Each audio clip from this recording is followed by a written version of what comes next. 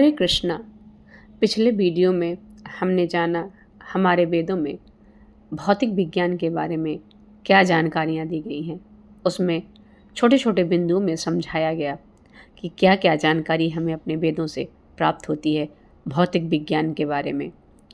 आज इसी कड़ी में आगे बढ़ते हुए जानते हैं केमिस्ट्री यानी रसायन विज्ञान के बारे में। हमारे वेदों में क्या क्या जानकारी दी गई है, हम धीरे धीरे इसको समझते चलेंगे और जानते चलेंगे कि क्या कुछ वर्णित है हमारे वेदों में। हम इस पर प्रश्न उठाएं, क्वेश्चन करें, इसकी भर्त्सना करें, इसकी आलोचना करें। ये करने से पहले हमें इनकी पुस्तकों को थोड़ा सा अध्ययन में लाना चाहिए और थोड़ा बहुत जानकारी इकट्ठा करनी चाहिए। हम अपने पुराने प्राचीन ग्रंथों को पूर्णतया नकार दें, उनके ज्ञान को पूर्णतया मिटा दें।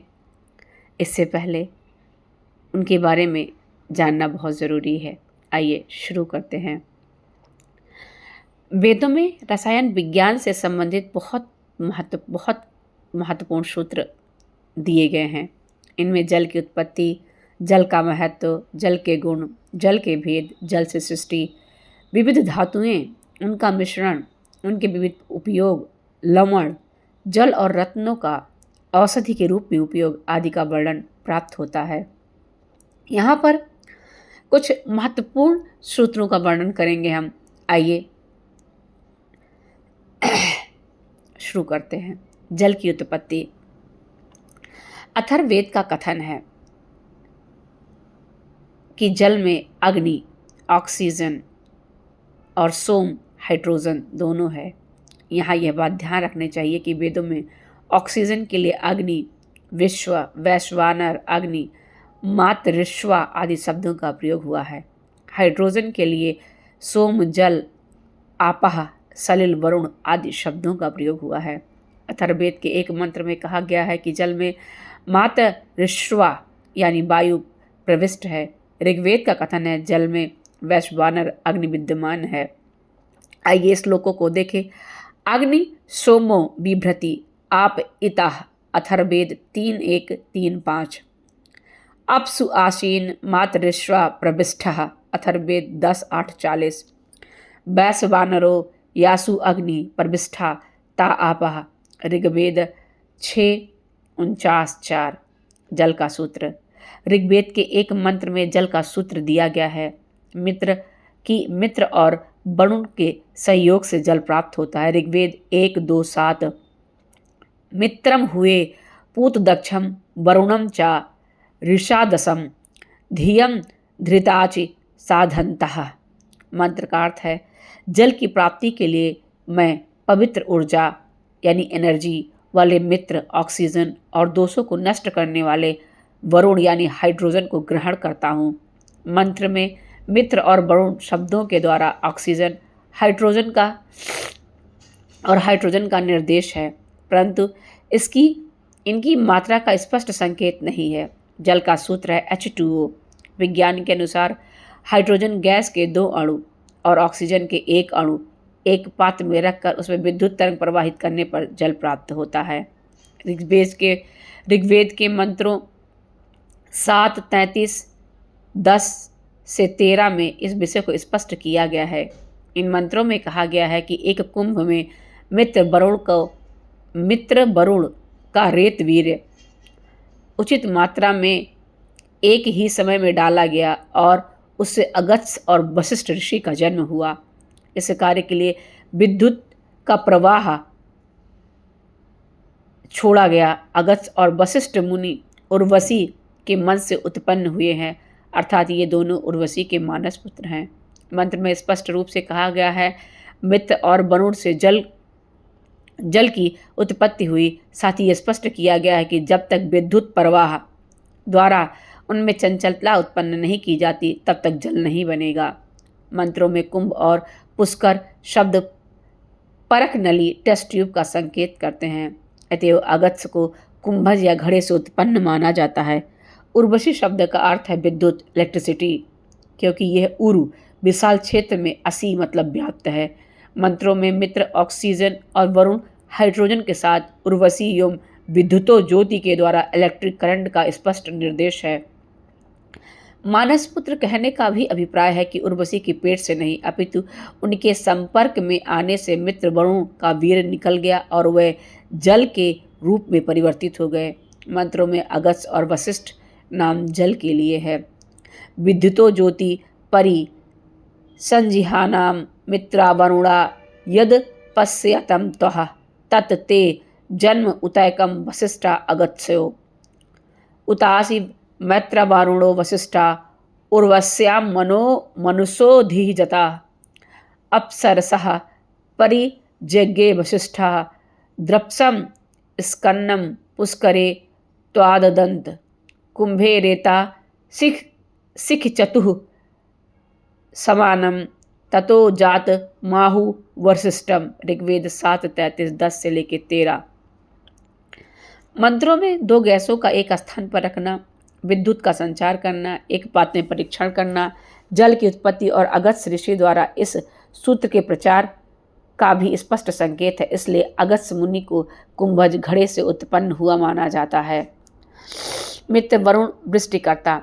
अंतरिक्ष में जल की उत्पत्ति का यह क्रम निरंतर चलता रहता है, इसी से वृष्टि होती है।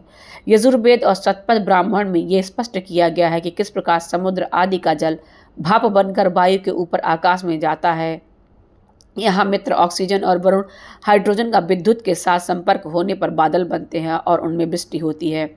मित्र और वरुण का संपर्क ना हो तो ना बादल बनेंगे और ना ही वृष्टि होगी। यजुर्वेद और शतपथ ब्राह्मण में बादलों को जल का सूक्ष्म रूप कहा गया है। मित्रा वरुणो त्वा वृष्टया वताम। यजुर्वेद 2:16। शतपथ 1:8-3:12। मरुतो पृष्टिगर्छ वचः पृसिन्न भृतवः दिवं गच्छ ततो नो वृष्टिमहम। यजुर्वेद 2:16। अभ्रम व आपम भस्म। यजुर्वेद 13:43। शतपथ 7:4-2:48। जल का महत्व एवं उनके गुण। जल सभी रोगों का इलाज है, यहाँ तक कि ये अनुवांशिक रोगों को भी नष्ट करता है। अथर्ववेद 3:7-4। जल में सोम आदि रसों को मिलाकर सेवन करने से मनुष्य दीर्घायु होता है।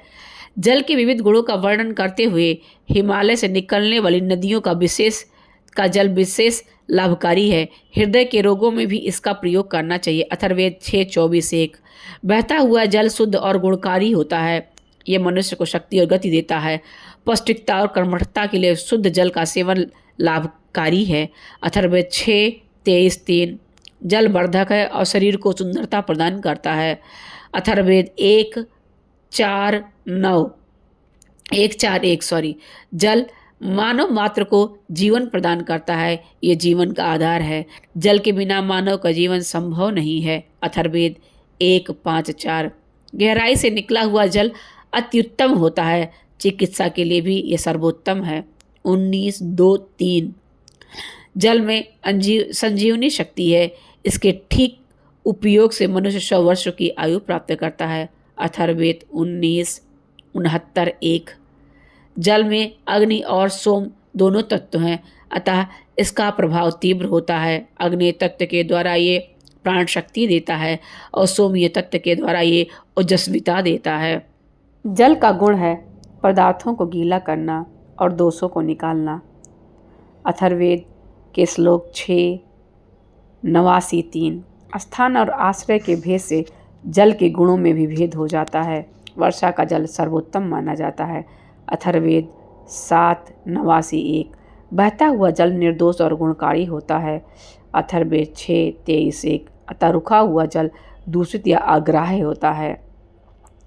अथर्ववेद में शरीर विज्ञान के दृष्टि से ये महत्वपूर्ण बात कही गई है कि शरीर में 8 प्रकार का जल है, अर्थात शरीर की 7 धातुएं एवं गर्भ अर्थात रस, रक्त, मांस, मेदा, अस्थि, मज्जा, वीर्य और गर्भ से सभी जल के विभिन्न रूप हैं। जल के भेद। वेदों में जल के अनेक आश्रय बताए गए हैं। इनकी प्राप्ति के स्थानों के आधार पर जल के अनेक भेदों का उल्लेख है। विविध जलों को नाम दिया गया है। धनवन्य, रेगिस्तान या रेतीली प्रदेश से प्राप्त जल, अनूप्य, जलीय स्थान या गड्ढे वाले स्थान से प्राप्त जल, खनिज तृण, खोदे हुए कुएं आदि का जल, वार्षिक या वर्षा का जल, हैमवत हिमालय पर्वत से निकलने वाली नदियों का जल, उच्च स्रोतों या स्रोतों से निकालने वाले जल, सनिस्यद निरंतर बहने वाले जल, सैंधव नदियों से प्राप्त होने वाले जल, समुद्र से प्राप्त होने वाले जल, इन सब का वर्णन अथर्ववेद के 1-6-4, 19-2-1-1-4-3 में उल्लेखित है। इनमें वर्षा के जल को अत्युत्तम और शतवृषणीय अर्थात 100 गुनी शक्ति वाला बताया गया है। प्रजन्यम शतवृषणयम।